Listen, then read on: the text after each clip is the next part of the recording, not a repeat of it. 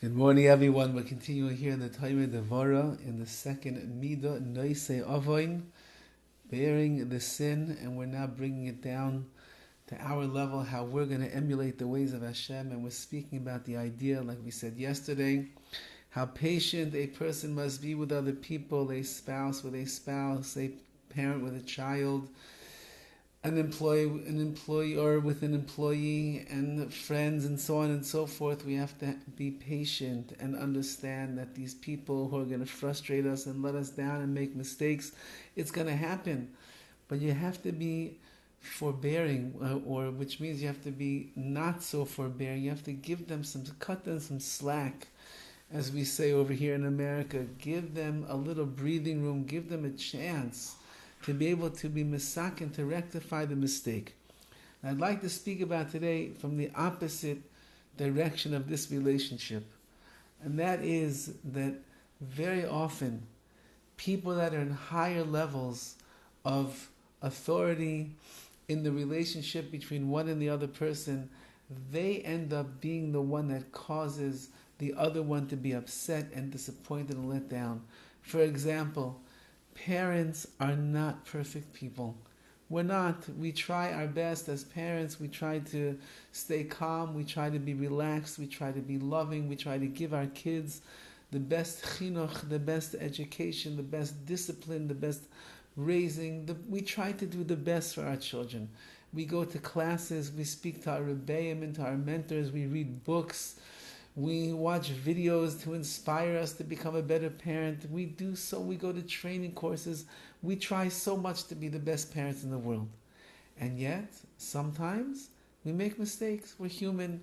We had a hard day and we come home and we fly off the handle too easy. We get a little upset with our children. We promise our kids something and then we don't follow through with our promises. We show ourselves to be so ready to help anyone in the world. We'll do chesed for everybody. We're running around the whole city, taking people here, doing this, donating money, being honored by this organization, that organization. And then when it comes to chesed in our own home, taking care of our kids, making time, putting the phone away during dinner or bedtime so we could just focus on our kids, we just don't. And the kids, over the years, they become resentful of their parents. They become judgmental of one's parents. They even get angry and upset with one's parents, hurt from the actions of one's parents. A parent yells at a kid today. Even one time, a kid is so fragile they can hold on to that yell for the rest of their life. If a parent will raise a hand and give a patch to a kid today, one time, 4 times, 5 times, each one of those patches, every little hit that the parent gives, it sears into the flesh and the emotional world of that child, and that child can come to hate their parents, Rahman al-Islam. And that's the basics. What about the more complicated things?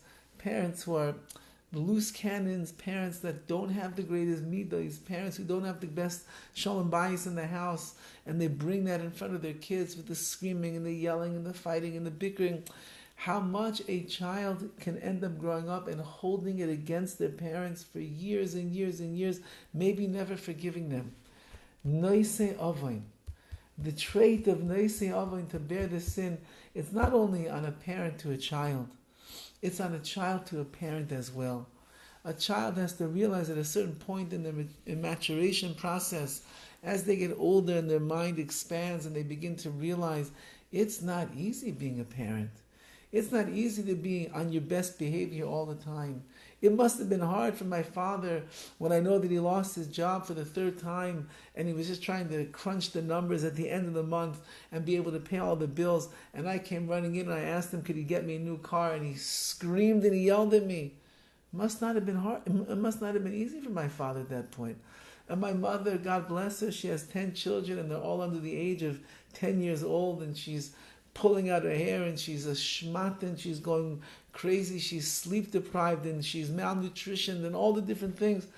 And here I am, a little whippersnapper, and I come to my mother and I ask, can you take me for a ride over here? I need to go to my friend's house. And my mother just looks at me with that glare. How dare you ask me for anything? It must not be easy to be a mother. And therefore, if a child will go through their life with their parents and they will realize, and they will have benefit of the doubt, my parents tried their best. They tried to raise me in the most beautiful possible way. They sent me to the schools that they thought were the best schools, and they put me in the neighborhood that we thought was the best neighborhood, and they tried to get the friends that were the best friends, and they tried to love me the best way possible and to be patient. They tried. But no parent is perfect. And therefore a child also has an obligation, noisei avoin, to bear the sin of the parents. How many children harbor animosity against their parents forever and ever and ever, not realizing parents are human beings also. Sometimes when the kid himself becomes a parent and he's raising his own children, he begins to realize how difficult it is that when you're up at 1 a.m. and 3 a.m. and 4 a.m. and then to be exhausted the next day and try to function at work or try to function in kollel and then come home at the end of the day wiped out like a zombie, and your kids start screaming and yelling and you end up getting upset, then they realize, oh, maybe that's what was happening in our house. We had so many little kids running around and my father was stressed out and my mother. Have noisei av and be patient. Patient with one's parents. And the same thing it is with the employee to the employer. Sometimes no boss is perfect. Bosses make mistakes. They do things that are wrong. They make judgment calls that are inappropriate and wrong in the office, and they can end up coming to hurt somebody, causing a loss in money, causing the business not to run the right way. Patience. Have patience. You know how hard it is to run a company? How many people you're dealing with? How many different emotions you're dealing with? Putting out fires over here, and you have clients that are getting upset with you and yelling with you on the phone, and you have people that are working in the office that are bickering with each other, and the vibe in the office is not what you want it to be. Have patience, relax, let the person prove themselves, give them time to make things better. Just give them time, be patient, says the DEVORAH. If a person lives a life like that, so then they are going to be godly. They're going to be with HaKadosh Baruch Hu. They're going to be in a world, in a realm where things don't bother them, don't rustle their feathers. They're able to be calm and relaxed. Because just as Hashem is noisei avoin, HaKadosh Baruch Hu, He bears the sin with great patience and slowness to His anger. We too have to do the same thing. Be patient with another person. Be patient with your mother. Be patient with your father. Be patient with a brother and a sister, an aunt and an uncle. Be patient with the boss. Be patient. And if you'll be patient with them, then you'll get the biggest bracha. HaKadosh Baruch Hu will be patient with you. Have a wonderful day and a wonderful Shabbos.